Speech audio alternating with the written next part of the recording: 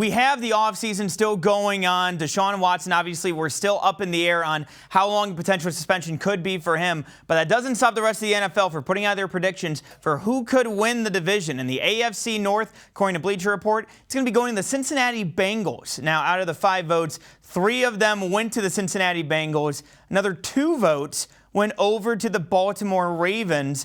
And to break this all down, let's bring in Quincy Carrier, YouTube personality, covers the Browns. And Quincy, I got to ask you, when it comes to this division, I understand that, Cincinnati went to the Super Bowl last year. The Ravens are always, a top-billed organization.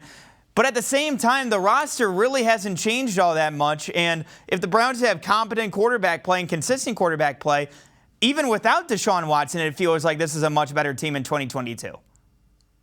Yeah, I feel like the Browns, when it comes to stuff like this, just get punished for sins of the past, especially the recent past where, I think a lot of people picked the Browns to win the division a couple of years ago and even at the beginning of last year.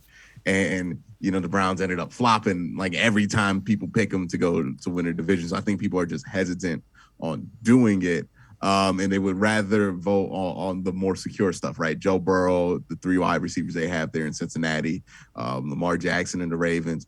I'm happy to see nobody went goofy enough to go Steelers there for first place because somebody always does it, no matter what the Steelers roster looks like. So we'll see how the division shakes out. It's not going to be a gimme to anybody, right? It wasn't a gimme last year. I mean, this came down to the last week of the season, the second to last week of the season for the Bengals to win it, and they only won 10 games to get it.